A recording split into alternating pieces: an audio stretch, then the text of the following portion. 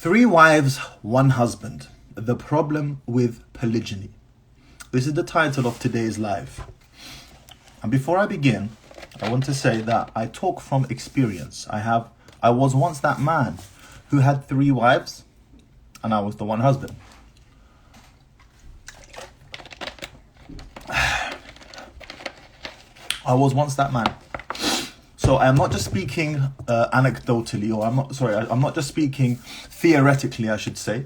I'm speaking from experience, and I will touch on more broader issues. Men, we have romanticized polygyny. We think it is our God-given right, which it is, to be in a polygynous setup, but that it is our God-given right for our wives to just be so accepting of it. MashaAllah. Of course, my husband, my broke, deadbeat, unambitious husband, please go and marry again and share the very few resources we already have so I can have half or a third or a quarter. Please, I'd love for you to make my life more difficult. Please do that. Whilst you bum about at home all day long, signing on the door. Please, yes. I was having a discussion with a brother the other day, and he said to me, you know, Mahdi, I know so many brothers, they want to get married again, but their wives are holding them back. Their wives have said to them, if you marry again, I will kill you. One of them said, I will poison you. She actually said, she said, I will poison you. Okay? And I said to this brother, I said, look, the issue is not the women. I'm going to be quite honest with you. Because if you have a look in the Middle East, have a look at the wealthy individuals who live in the Middle East. They all got four wives. And their women shut their mouths. Why do you think that is? They're Arab women. They're fiery, feisty women, just like the Arab women here. What do you think the difference is? They shut their mouths because the money shuts their mouths. Period. Their hypergamy is satisfied. Many of those men are not even practicing. Many of them. They use Islam as an excuse to marry again, but they're not practicing. They don't even pray. But their women shut their mouths. Why? Because their hypergamy is satisfied. Ya akhi, you cannot expect your wife to be happy with you marrying again when the current situation you're living in with your wife is a difficult one. You're not striving, you're not ambitious, you're not a high earner. You don't have high character. And yet, you want her to give you that respect for you to go and marry again. And to be patient. And to lower her tone. And to not be feisty and up in your face. What's going on up here? Think. Polygyny is very hard on the woman. It's very hard on the man as well. But on a woman's emotions, it's very difficult. Especially if you have a jealous woman. If you marry a jealous woman. It's extremely hard. Extremely hard. Some women are better cut for polygyny than others. I'm going to be honest with you. Some women are just not cut out for it. They really aren't. They're just not cut out for it. Some can tolerate it better than others. Nobody likes it, but some tolerate it better than others. In any case, it doesn't matter what type of woman you're with. I can see all the love hearts. I'm guessing they're from the women right now. Women are getting excited. Well, this is a real conversation. But in any case, if you want to be able to marry again, you must be able to command that respect from her. I had a question on my inbox the other day. How do I command respect from a woman? Well, you become a man who commands respect. You become a man who commands respect. If you're a Muslim, firstly and foremostly, you must fear Allah subhanahu wa ta'ala. You must take care of his wajibat. The fara'id, I'm speaking in Arabic. The obligations that he has placed upon you. You must take care of those. After that, you need to be ambitious. You need to be going somewhere. She needs to feel like you're on a journey and she's following you along to somewhere amazing. I don't care where it is or what the destination is, but she needs to feel like that for her hypergamy to be satisfied. The more you can satisfy. And just to define hypergamy for those who don't know what it means, hypergamy is a woman pairs with a man across and up the dominance hierarchy spectrum. Check out Jordan Peterson to learn more. Women tend to pair with men doing better than themselves. Okay? In short. So if you want to be able to get married again with as little fuss and drama as possible, you need to be satisfying her hypergamy. Forget that. If you want to have a decent relationship with one woman, just you and her, you need to be satisfying her hypergamy. And I'm going to give you the litmus test. Gentlemen, firstly and foremostly, I will say to you this. All of us, we're terrible at choosing the right woman for ourselves. We're so lazy. If she passes the attraction test, that's it, we'll take her on. We don't care about her background. We're so lazy. And ladies, I'll say the same to you as well. You're not filtering your men well enough. Choosing a correct spouse for you. And I could make a whole IG live out of red flags for females and red flags for men as well. But that's not the purpose of this live. Go onto my YouTube, you can see the red flag videos. But what I will say is this. Gentlemen, you go to my YouTube, you have a look at the female red flags I put up. Ladies, this one's for you. Do you want to know if this brother you are considering for marriage is going to be a good man for you? Should I tell you how you can find out? One thing. This one thing will give you a very good insight into getting a very good idea as to what type of man this man will be like in marriage. You do this one thing and you've got half the story. Go to his father and find out what his dad is like. Is his dad an honorable man, a respectable man, a practicing man, a God-fearing man, a righteous man? Is he a man of good character? Then most probably his son will be as well. Is his dad a bum? Does he doss? Is he selfish? If he has those negative characteristics, guess what? Son's probably going to be the same. My wife knows someone. Her husband, he hires out cars and goes on holidays with his friends and basically dosses. He's a dosser. Yeah, he doesn't want to grind for his family. Actually, he takes from the family, from the child benefit, from the child tax credit, so that he can fund his finance car and so on. I said to my wife, what's his dad like? She said to me, exactly the same. Has girlfriends on the side that he sleeps around with, goes on holidays on his own, hires finance cars for himself and hire cars. Well, lo and behold, like father, like son, the apple doesn't fall far from the tree, my friend. It's just the way it goes. And the pendulum swings both ways. Why do you think I tell the brothers, go and have a look. What's her mother like? Has she had multiple failed marriages? She's probably going to be the same. Stay away. To you sisters, I say the same thing. I say the exact same thing. Is his dad a bum, a dosser? Is his dad a man whom other men don't look up to, don't respect? His son is probably going to be the same. It's not rocket science. You just need to look for the right things. Now, moving forward with this polygyny topic. Alhamdulillah.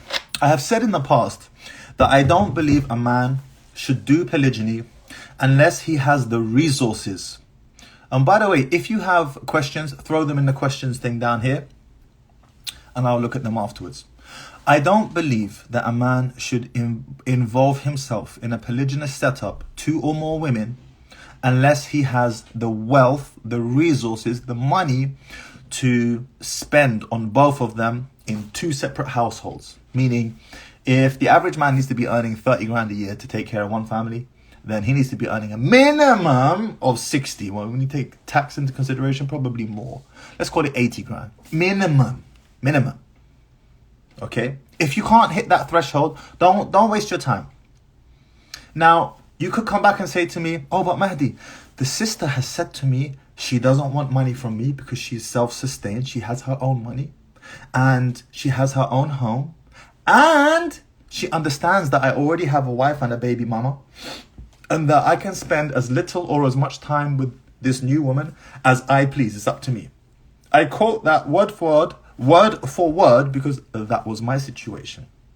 That opportunity presented itself to me. And I took it. I thought, wow, what a great idea. I was 25, I was young. The sister, I was like, wow, that's brilliant. I don't have anything to offer this woman, but she wants to marry me. She's asking me, she's saying to me, look, I don't want your money.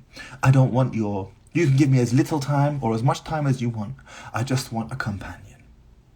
I just want companionship. Wow. Blown away. I was like, free sex. I'm just being honest with you. Free sex. That's what it sounded like to me. I didn't have anything to give her, remember. So, what happened as the marriage progressed? What happened was, as happens to all women, and my father warned me about this before I married as well. He said, Mahdi, be careful. Women change their minds. Once emotions get involved, once love gets involved, they change their minds. And that's exactly what happened. And I don't blame her. I don't blame the women. Because when you're not emotionally involved in a situation, you can analyze it on a logical level. You're thinking, yeah, I can do that. Yeah, I'm okay with that. Something is better than nothing. A part-time husband is better than no husband. It's theoretically sound.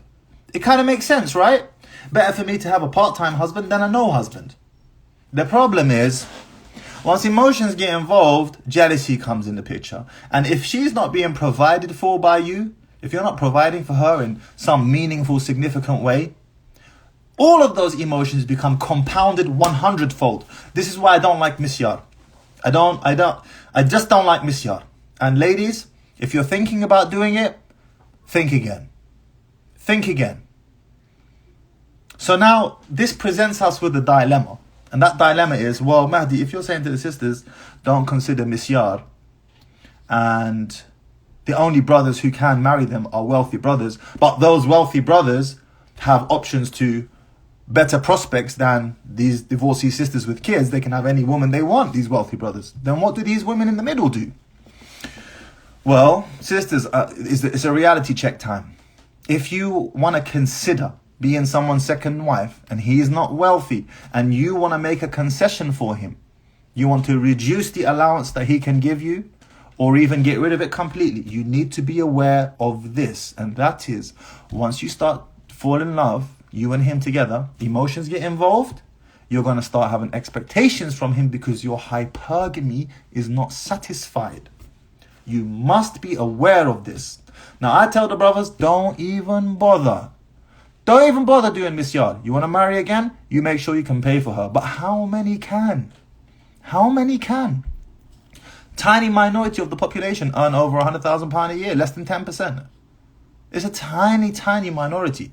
So then we're going to have all these unmarried sisters. So I say to you sisters, look, you want to do misyar? Fine. But you need to understand that it's going to take its toll on you emotionally. It's going to take its toll on you. As for you brothers, let's get back on the brothers now. You want your first wife to tolerate and accept it from you? Well, firstly and foremostly, I hope you picked a good woman to be your first wife. Because if you didn't, and she's a hyper jealous woman, she's a woman with multiple red flags, you are in big trouble, my friend. Big trouble. Very big trouble. Your life is going to be a living hell. That's what your life's going to be. But let's presume that you picked well. You picked a good woman. It's easy for her to respect you. She's submissive. She's cooperative. She's in her feminine state. She respects you. Great. Now you as a man need to level up. You as a man need to level up. Not just in your wealth. That's one piece of the puzzle. You need to level up in your iman, in your character, in your values. You need to level up holistically across the board so that you're not fighting with her to respect you. No, on the contrary, she respects you so much that she tolerates you marrying again because she feels like you're so high in her eyes that there's just no way it's so unlikely she's going to find someone as good as you. That's what you have to do. And that's no small feat, my friend. That's no small feat. Now you might come back and tell me, but Ali radiallahu anhu was poor, the Prophet sallallahu alaihi wasallam was poor, many of the companions were poor. Yes, they were poor. They didn't have much money. You're talking about the Prophet sallallahu alaihi wasallam and the companions, my friend. Character right up here. Those really were irreplaceable men. Men whom their women looked at and thought, you know what? I need to behave myself. I need to behave myself. Because this man is 1 in a billion, not even 1 in a million. That's the type of man you need to aspire to become. You will never reach that level, but you need to aspire to become that man. Aspire, try, discipline yourself. If you're a Muslim, well, start fearing Allah subhanahu wa ta'ala when you're alone. I said this before. What do you do when you're alone? That's the litmus test to find out what type of man you are. When you're alone and nobody's watching and you can do whatever you want to do, what do you do? That's the litmus test. How disciplined are you? Are you disciplined? Are you ambitious? Do you stick to a solid schedule and routine? Do you command respect from your woman because of the man that you are? Respect is not, well, it is a right, but it's not just going to come like that. It's earned. You must earn it. Now, hopefully you've chosen a woman who it's easy for her to respect a man. Some women struggle to respect men. But hopefully you've picked a woman for yourself, who finds it easy to respect you. Don't take advantage of that. No. Compound that respect by being ambitious, by being high value, by having a high character, by having taqwa of Allah subhanahu wa ta'ala when you're alone on your own and nobody's watching. No one's holding you to account. I said this before. Always imagine yourself in the Truman Show. There's always an audience. Because there is. It's the truth of the matter. And that audience is Allah subhanahu wa ta'ala. That's your audience. So, brothers, in conclusion, we need to knock off this polygyny nonsense. I am telling you, for most people watching this right now, polygyny is nothing but a dream in the distance. It's a dream. It's an absolute dream. I will not consider polygyny for myself in the condition that I'm in right now. No way. Absolutely no way. One day, inshallah. Right now, no. Absolutely not. Polygyny, for most of you watching right now, is a dream. You are not man enough for it. I was not man enough for it.